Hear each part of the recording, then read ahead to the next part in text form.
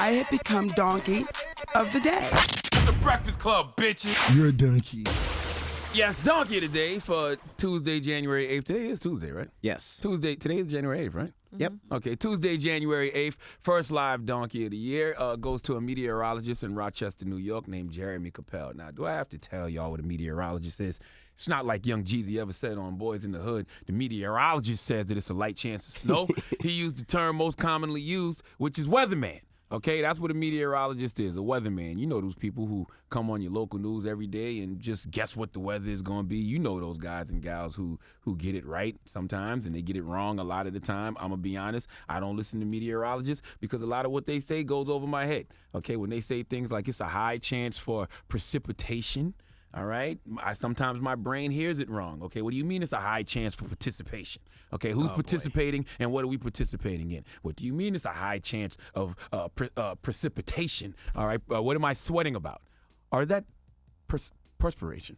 Perspiration. It's perspiration. Oh, well, whatever. Do I need to put on more deodorant or not? All right, a little baby powder on my chest around the genitals. I'm just trying to figure this precipitation, participation, perspiration thing out. All right.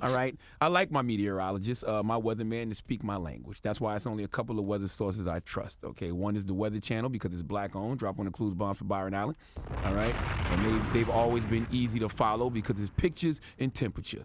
Easy to read. You can look and they will have the raindrops falling so you know it's raining. They will have a big picture of the sun so you know when it's sunny. And they tell you when the rain is supposed to arrive and when it's supposed to stop. Simple. That's why I rock with the Weather Channel. And my other source for weather is a meteorologist named Major Hype. Listen to how simple he breaks it down. Today's weather is fucking whack, my nigga. 68 degrees, raining on and off and all that, but it's all good for a nigga like me that sell weed. You already know, Friday, it's a good day. It's gonna get better. Yo, Sean, I need my bread, my nigga. I'm telling you. Don't let me come pull up on you, my nigga. Friday's a good day to catch a fade, and that's a fact.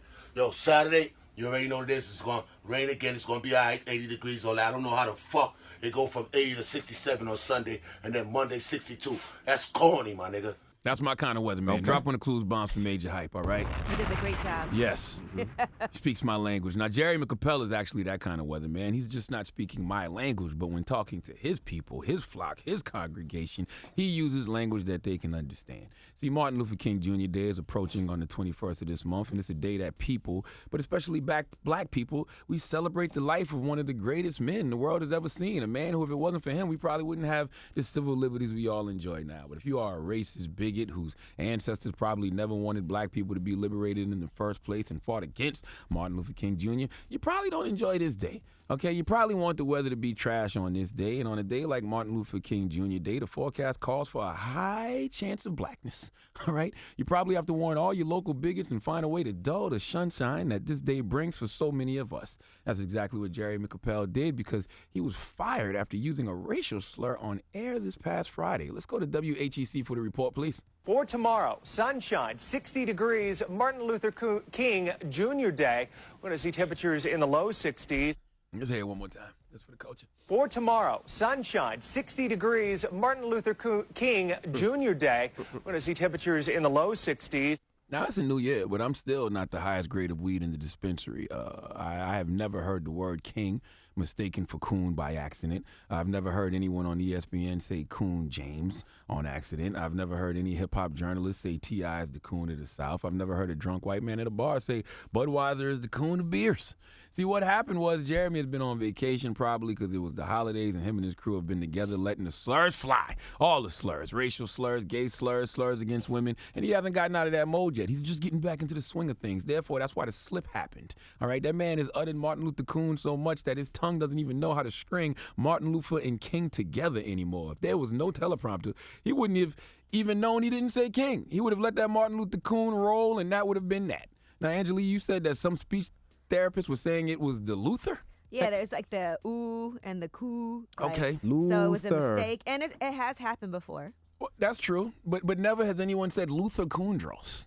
At least in public, all right? Never has anyone said Luther, Uncle Luke Coonbo. But maybe if his name was Luther Kandros, Luther it's because it was Luther the K from King with the Lou. To me, I felt like it was, unless he had a history of being that way and people could say, oh, yeah, I grew up with, I feel like it was a linguistic mistake. Also because on ESPN, Mike Greenberg made the same mistake before. Michael Greenberg did say that as well on ESPN, and he didn't get fired. Let's hear it. Mike in the morning on ESPN Radio, talking football with you on this Martin Luther King Jr. holiday. Oh, my goodness. You know, Jay-Z did not say he's good on any ML Coon Boulevard.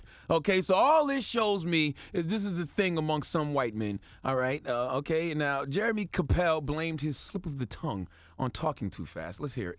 It's a simple misunderstanding. If you watch me regularly, you know that I tend to contain a lot of information in my weathercast, which forces me to speak fast. And unfortunately, I spoke a little too fast when I was referencing Dr. Martin Luther King Jr.